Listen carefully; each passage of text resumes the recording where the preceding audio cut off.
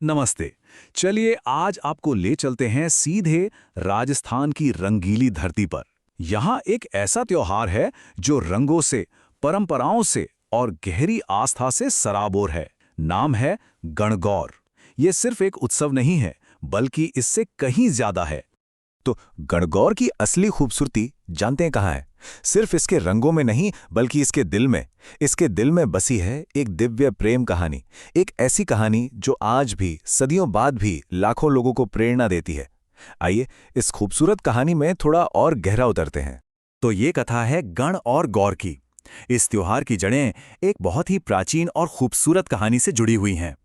ये कहानी है भगवान शिव और देवी पार्वती के दिव्य प्रेम और उनके मिलन की। और इसी मिलन को आज भी पूरी श्रद्धा के साथ गणगौर के रूप में मनाया जाता है।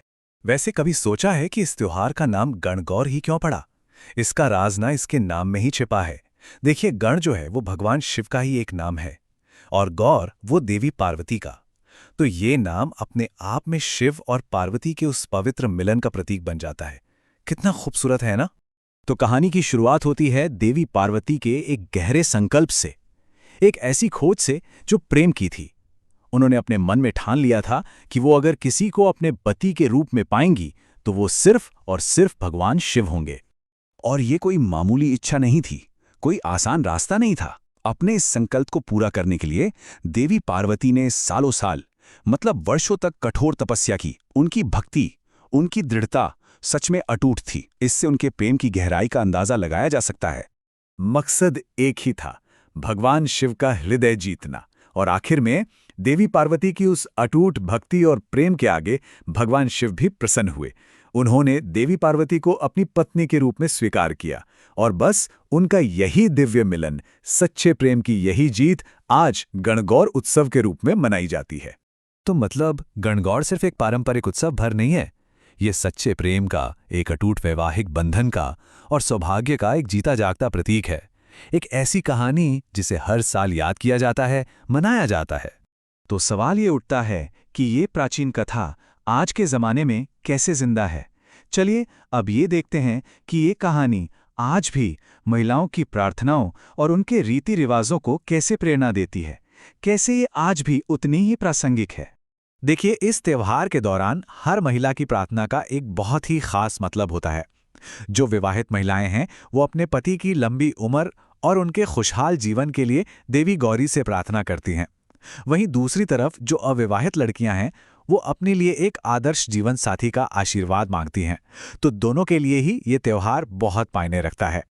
और ये भक्ति ना कई खूबसूरत रूपों में दिखाई देती है। महिलाएं पारंपरिक राजस्थानी पोशाकें पहनती हैं, हाथों पर खूबसूरत से खूबसूरत मेहंदी रचाई जाती है, मिट्टी या लकड़ी से बनी शिव पार्वती की मूर्तियों की पूजा होती है, पूरे माहौल में लोकगीतों की धुन गूंजती है। और हाँ, कई महिलाएं इस दौरान उपवास भी रखती हैं। ये सब कुछ भक्ति के ही अलग अलग रूप हैं। लेकिन रुकिए, गणगौर की भक्ति सिर्फ घरों की चार दीवारी तक ही सीमित नहीं रहती। नहीं, बिल्कुल नहीं। ये भक्ति सड़कों पर उतर आती है और एक बहुत ही भव्य, एक शानदार सार्वजनिक उत्सव का रूप ले लेती है। एक ऐसा समय जब पूरा राजस्थान रंगों और संगीत के सागर में डूब जाता है। ये उत्सव शुरू होता है होली के ठीक बाद हिंदू कैलेंडर के पहले महीने यानी चैत्र में। और मजे की बात यह है कि ये कोई एक दो दिन का त्योहार नहीं है। नहीं, ये तो पूरे 16 से 18 दिनों तक चलने वाला एक लंबा और जोश से भरा उत्सव है। जरा सोचकर देखिए, इन दिनों राजस्थान की सड़कें कैसी दिखती होंगी। चारों तरफ भव्य जुलूस, पारंपरिक संगीत पर थिरकते हुए लोक कलाकार और खूबसूरती से सजे हुए रथों पर विराजमान देवी देवताओं की मूर्तियां। सच कहूं तो ये एक ऐसा नज़ारा होता है जिसे भूलना मुश्किल है। और हाँ, अगर इस उत्सव का असली रंग, असली वैभव देखना हो तो जयपुर, उदयपुर या जोधपुर जैसे शहरों का रुख करना चाहिए। यहाँ के गणगौर जुलूस तो इतने मशहूर हैं कि उन्हें देखने के लिए सिर्फ देश से ही नहीं बल्कि विदेशों से भी लोग आते हैं। और फिर इतने दिनों के उत्सव के बाद आता है आखिरी दिन। ये दिन होता है देवी गौरी को विदा करने का। उनकी मूर्तियों को बड़े ही सम्मान के साथ पवित्र जल में विसर्जित कर दिया जाता है।